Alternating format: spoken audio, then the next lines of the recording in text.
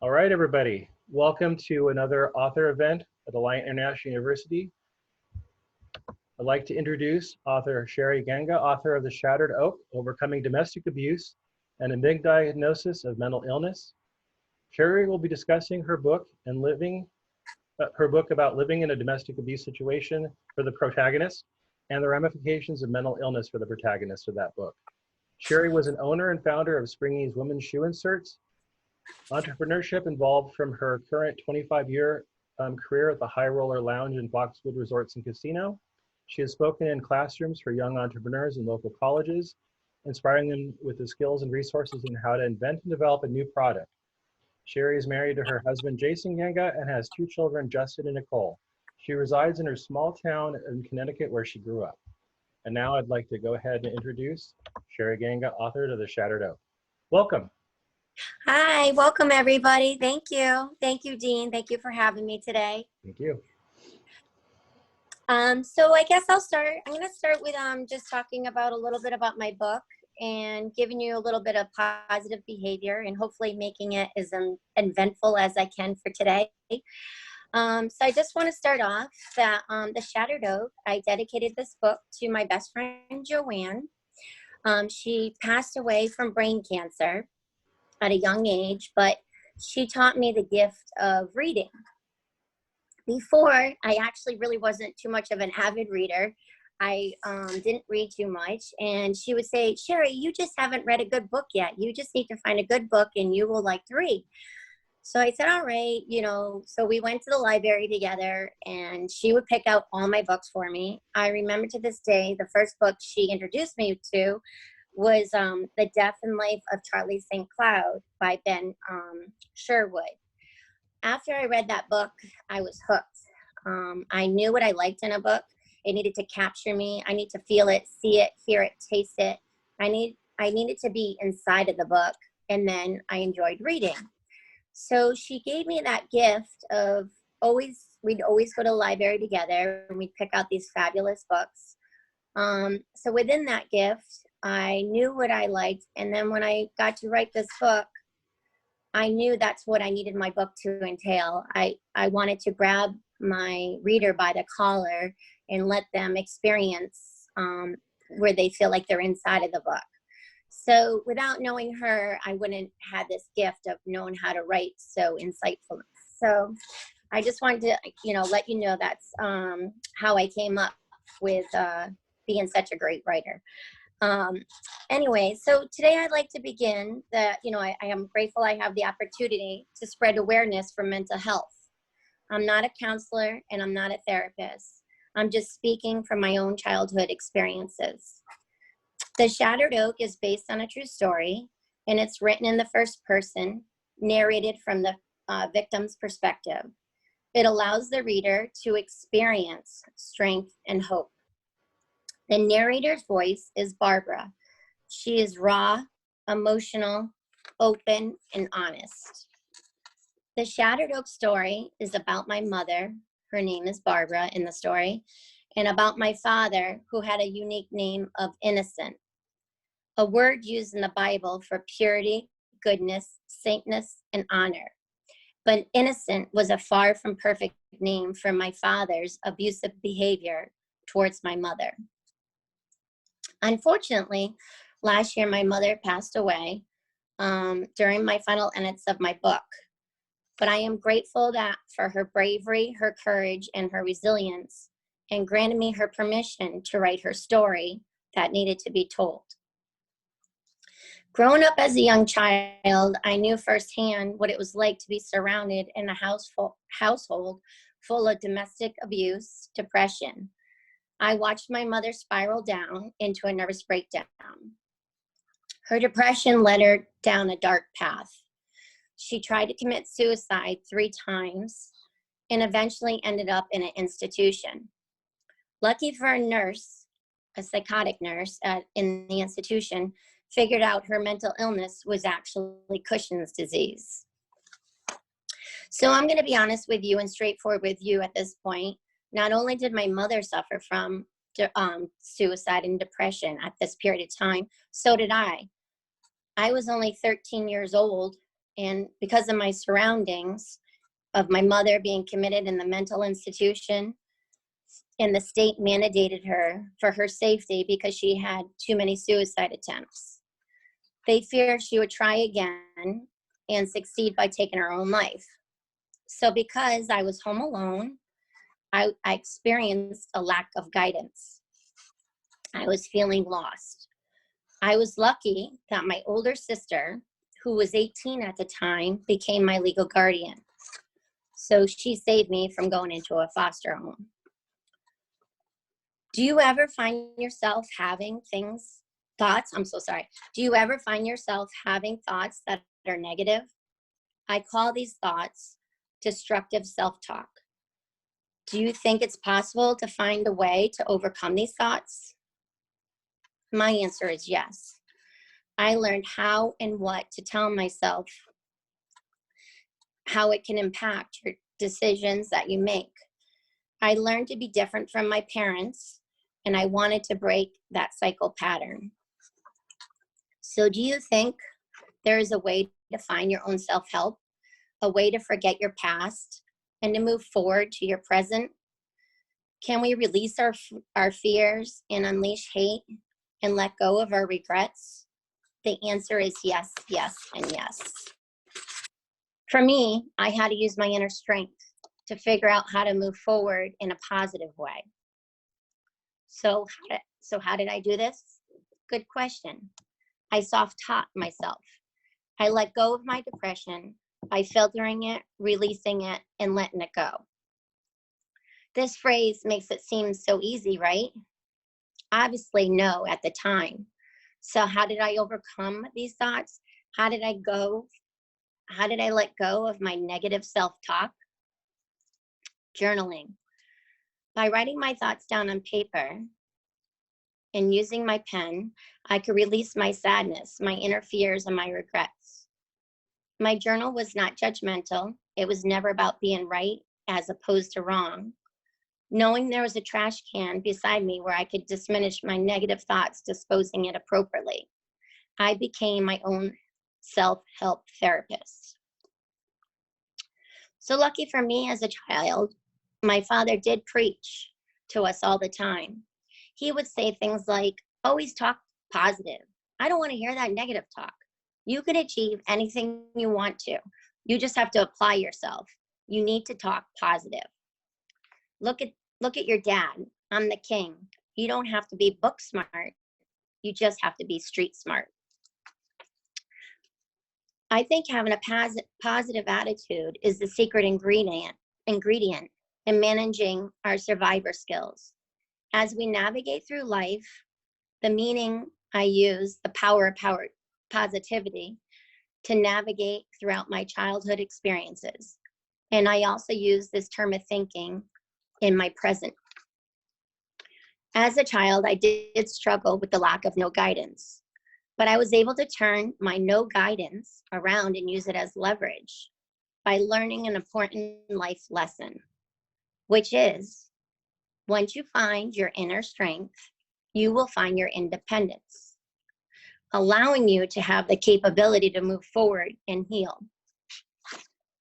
So a tool you may want to remember is strength creates our independence, allowing us to release our regrets. This powerful word, independence, can help us heal by letting go of our past and absorbing the fact that our mistakes give us strength along the way. And always remember that you have the capability to make your own choices in life. It's how you elect to see, digest, and live your life that matters. So another question for you. Can your past affect and reflect on who you really are today? Take a second to think about it. I think my ability to understand my parents' dysfunctional childhood, background, and neglect, as well as physical and mental abuse, helped me comprehend logically on how the past can affect and reflect on our present. My parents had similar backgrounds that connected them to the same level with each other, helping them forgive each other's faults. And because of this, my mother was torn in half. She was half loving her husband and half fearing for her life. So my mother, her childhood was literally like the fairy tale Cinderella. She had no pretty clothes. She had to hand stitch her own shirts made out of burlap potato sacks. She had to stay home and do all the chores. And she wasn't allowed to go to school dances or school functions. But her sisters and brothers were always allowed to do normal childhood activities. She could never understand why she was not accepted or truly loved. All she could do was adapt, accept the fact that she only felt as loved and worthy as those who surrounded her. So my father's childhood was no better. He grew up very, very poor. When you're very dirt poor, you learn how to find your own survivor skills. And he became street smart. He had no heat. He had no running water in his home. His family was on welfare, and they had very little food because his father spent all his money on booze. Innocence struggled with his demons of childhood, and he carried this burden forward by releasing his anger on his family. Think about this. It is hard to give love if you've never been loved. So my answer to the previous question, can your past affect and reflect on who we really are today? In my family's case, I would have to say yes. There's one more question I would like to ask while you're still learning in college, because being a psychologist is a blessing, but being a psychologist with a social purpose is everything. What are some of the most valuable lessons that you have learned so far? And how can you use your ability to teach these lessons to your patients or your clients? A personal life lesson that I'd like to share with you is to appreciate and utilize the small things in life. This will allow you to have the capability to find your own self-love. If you take care of your own well-being and stay positive, then you'll be able to make a difference to help others. Here are 3 more life lessons that I've learned by self-teaching my own self. So, lesson number 1. When I'm having a bad day, I like to ask myself questions. Sherry, what do you like to do and what would make me feel good? I tried my ability to self-talk in a positive way. So I have maybe I've answered that question. I need to make sure I create time to exercise. I might need to read today, hike or bike, or even ask a friend out to lunch. To stay positive, we all need to make that mental note and find time for yourself and find yourself each day. You must have self-love and empathy for yourself and understand that you have the ability and capability to make yourself happy. Even if it's only 5 minutes of meditation, this will help you have the ability to feel grateful just to be you. This inner peace will give you the ability to move forward every day with a positive attitude. So my lesson number 2 is passion and gratefulness takes away your fears. Remember this. I'm going to repeat it to you just in case you didn't hear it the first time. Passion and gratefulness takes away your fears. Great mental note to yourself. Use this equation. I use this equation all the time to face my own fears. When you're passionate about your problem, then you can remind yourself why you're also grateful. And this will erase your fear. So what did you just learn again? Passion turns into gratefulness, which takes away our fears. Okay, great. You got that one. So now we're going to move on to lesson number 3, journaling. This helped me through my negative self-talk. It is a great coping skill to remember. because all of your clients are going to want self-love. They want to find a way to respect themselves. They are looking for their own worthiness, and they want their voices to be heard. They need someone to understand them, and they're looking for a way to unleash their fears and rid their bodies of hate. They want to feel safe again. You, as psychologists, will have this ability to make sure your client or patient stays focused on what matters. Remember, you could always use journaling as a tool to help your client cope with their own depression or their fears. In the Shattered Oak book, Barbara used her faith, her determination, and her survivor skills to move forward. Her resilience and her bravery helped her heal from her aloneness. Her marriage felt like there was no escape. She had to discover her own coping skills. Some of these coping skills were journaling, listening to music, her therapist, and her deep love of faith. So now I'm going to begin with the letters P-A-R. PAR. What does this stand for? It doesn't have anything to do with golf, but I'm going to start with P. P is for a purpose. Everyone has a purpose. Sometimes we just haven't found out what it is yet. Someone's purpose in life could be just as simple as a smile or saying hello to the grocery worker or the gas attendant, etc. This person might be contemplating suicide, but your smile changed his or her for the whole day. Kindness and compassion goes a long way. As we all know, you should never be judgmental because you never know what it's like to be walking in someone else's shoes. A is for action. We all need to offer our help collectively to take action. You can find resources for a friend going through domestic violence or depression. Ask them out to lunch, etc. Keep them safe. Take notice if someone you know is having a bad day. Try to find ways to lift their spirits. There are many ways that small actions can inspire and help others. R is for recovery. Asking help is a strength, not a weakness. So reassure your clients that everybody recovers. It's not a marathon. It's not who wins the race. Everybody has their own pace.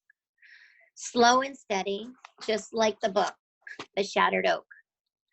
Barbara, after divorce, was broken. All her problems felt magnified to her. She didn't realize she was having a nervous breakdown. She lost her ability to focus. But in time, Barbara found her way, standing steadily with both feet together, sturdy under her strong oak tree. So how is this book, The Shattered Oak, helping patients in recovery centers around the world? Which is pretty cool. It's been to India, Australia, and Canada. It's been all over UK. So it has been in beautiful hands of recovery centers. So my simple answer is because the narrator is sharing her experience, her strength and her hope, opposed to giving suggestions. The narrator is a survivor in that way. She's a role model. But more than just surviving, she is a student of life, someone who learns as she moves through life. It is never about being right as opposed to wrong. She focuses on the present moment as much as humanly possible. Recovery centers ask their clients to read this book, and they spend time processing the contents together collectively as a group. Clients speak of their own similarities within their own stories, and they comment on how it's helping them heal from trauma of domestic violence that led them to their substance abuse. They use this book as a guide to help their patients open up about their current situations. The Shattered Oak book can reassure the patient or your client by the narrator's experience throughout her enlightenment and her empathy. The client or patient is given an opportunity to get outside of him or herself and see things from a different perspective. So why did I pick The Shattered Oak as my title of my book? Well, when I got the opportunity to write this book by my publisher, I sat outside on my deck on my son's Mac computer. I didn't know my own laptop. I felt like Cat in the Hat and Dr. Seuss typing away on my keyboard. Except I wasn't in red and white pajamas. I was dressed in white and black, imprisonment of my thoughts, trying to write my story. It was hard for me to be physically present because writing consumes, memorizes, and enchants me. Within my first few days of writing, I looked out in my backyard and I admired this old dead oak tree. It was dead amongst the green leaves and it showed no signs of life. Somehow, I felt like this old dead oak tree was calling out to me, voicing its cries. When I took a good look at the oak, it was so deteriorated. It was clinging onto life, trying to hang on by its fragile base. And because of this, it reminded me of the symbol of strength. So I made my narrator, Barbara, in the story, have a personal connection internally with this vibrant old oak tree in her yard. As Barbara slowly weakened from her verbal abuse, as well as her physical abuse, her also deteriorates by feeling the abuse of Mother Nature. I wanted to help the readers cope with their inner fears and strengthen their willness by the connection of this old oak tree dying from the inside out, just like Barbara's insides. Barbara will help inspire readers to have a positive outlook on creating hope, self-worth, and gratefulness. This old oak tree becomes a symbol of strength throughout Barbara's deepest, darkest times. Barbara's story is a reminder, prompting us to help the weak, for us to spend moments in admire and notice a dead tree among the living. Don't think of them as broken or abused, but a tree who accomplished their journey in life, grateful and connected to nature. It symbolizes the need to help others who are less fortunate. So let's not forget forgotten. Remember, some stories are meant to be forgotten, and some stories are meant to be a secret. And some stories need to be heard to let the survivor live. As psychologists, you can help your patient uncover his or her voice and let it be heard. The Shattered Oak, I wanted to teach healthy skepticism. When you consult with your health professional, remember to get your second and third opinion. Be aware of assumptions that shut down exploration for explanation, even with the experts. You as psychologists will always need to think outside the box. The obvious answer of mental illness is not always the case as shown as evidence in the Shattered Oak. Barbara had an underlying disease that caused common psychotic symptoms. If she was not properly diagnosed, she would have lived her life in an institution labeled mentally ill. So at this time, I'm going to wrap up this part of the speech, but I wanted to finish today with a quote from my very first doctor who treated my mother's mental illness. This is what he said in my book. This is an excellent book. Learning in school and training in regency may not always lead us to the correct answer. We as physicians must always question the obvious answer may not be correct. Medicine is a career of learning, unlearning, and learning anew. as new diseases and cures are discovered. We should never avoid questioning a diagnosis or treatment, as well demonstrated by this book, The Shattered Oak by Mark Tuttle. So thank you so far for listening to this part and experiencing the message about the Shattered Oak book. That is voicing cries of resilience, bravery, courage, faith, and the need to be heard.